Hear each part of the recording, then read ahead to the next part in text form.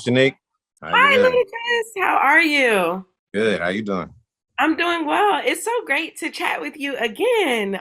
So let's I hop know. right in because previously you spoke with me here at Afrotech about your love for partnering with brands and helping to elevate them. How do you make sure that you partner with companies that are aligned with who Ludacris is? Because I know what I like, I know what I love, I know what's a part of my everyday lifestyle. So it's very easy to do that. You got to make it organic. I don't want to feel like or even sound like I'm doing anything forced. So this all came together very organically.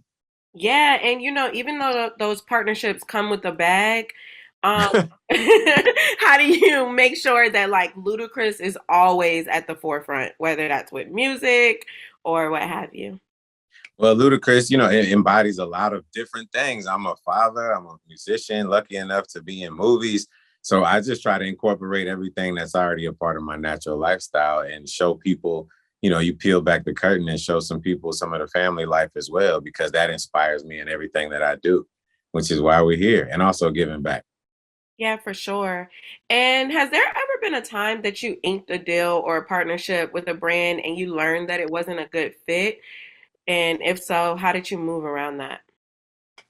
Man, that's a good question. I usually have a lot of time to think about something before I sign a contract with them. So I can't necessarily say that I remember regretting doing something with someone. So I'm pretty lucky in that category, in that we really take our time and due diligence in making sure that it's something that we really want to do. Yeah, and you're ludicrous. You don't have to connect yourself with brands like Rice Krispies or Jiffy, Google, and all of the others you've been a part of. But you do. So how does that play a part in the bigger picture for the long game that you're looking to play in terms of legacy? Now, it goes with what I was just saying. Like, I love supporting Black business and showcasing them and shining the light on it. I 100% love peanut butter. I eat peanut butter every single day. Anyone that knows me will tell you that. I never get sick of it. And anyone who knows me will also tell you I've been eating Rice Krispie treats and Rice Krispies since I was a kid. The only difference is that now, as I've grown up, I use it as something that's more of a reward of a cheat day snack, as opposed to eating it every single day that like I did as a kid. So that's the best way to put it to you. These are all things that are a part of my everyday lifestyle. Yeah, and just I grew up with you like being glued to like 106 in Park and waiting to see what you were going to do next in your music videos. And so even throughout your rap career, you've always maintained this authenticity.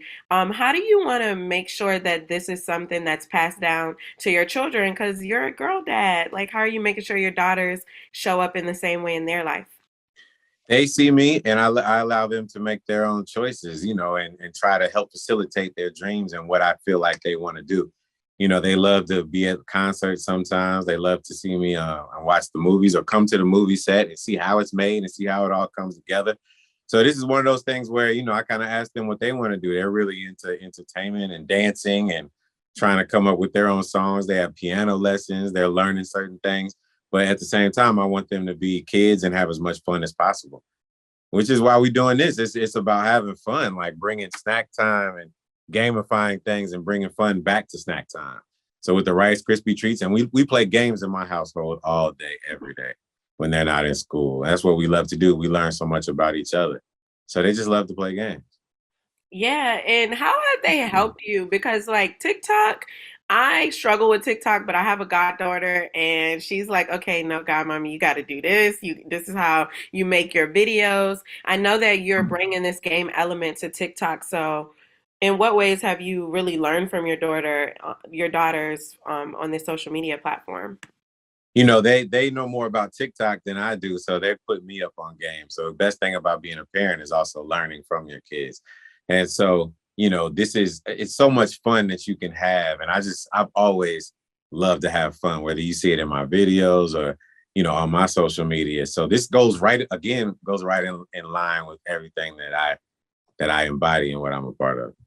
Yeah, and I kind of want to switch gears here, just about your acting career, because something that I thought was so cool is that you joined the Fast and Furious franchise in Too Fast, Too Furious. However, your track, which is one of my favorites, Area Codes, featuring the late great Nate Dogg, that was actually featured in the first film.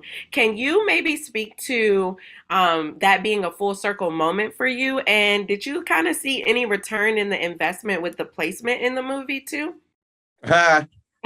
There's the movie's so successful. I would say that I guess through publishing over the years, I would say that I did find a return on my investment. And yeah, no, that's amazing. It was almost like it was meant to be. That was one of those things where everything comes together and the Most High is guiding things. And as I love just being a part of this franchise. I got the call in 2 and they got a call back in 5. And no one would have imagined it would have went to 6, 7, 8, 9, and now 10. And 10 comes out May 19th, by the way. Yes, and I can't wait. Like that, the Fast and Furious franchise goes crazy in my family. So I love watching it with my sister in particular. And just lastly here, I want to know, are there any lessons that you've learned early on in the music business that have followed you in your career as an actor, as an entrepreneur, as a father, and how do you apply that to your daily life? Man, just constantly not being afraid of failure. You know what I mean? Because the ones that are the risk takers are the ones that become successful. And people who are really, they don't want to take the risks, that you kind of you stay stagnant. So the lesson that I'll just continue to learn is continue to push myself through fear of anything, just knowing that you take calculated risks. That's the best way to put it.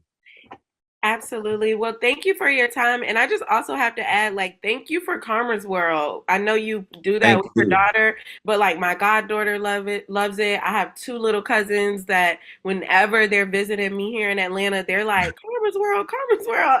And so shout out to you for that. Like it, I wish I had something like that when I was a little girl. So No, keep you don't know. You don't know what those words mean to me because I spent a lot of time trying to make it just for individuals like yourself to tell me that and that we're penetrating and the masses in terms of being able to make positive change and make people feel good about themselves, self-esteem, especially the little Black girls. for sure. Well, thank you, Ludacris. Have a good one. Thank you. Sure.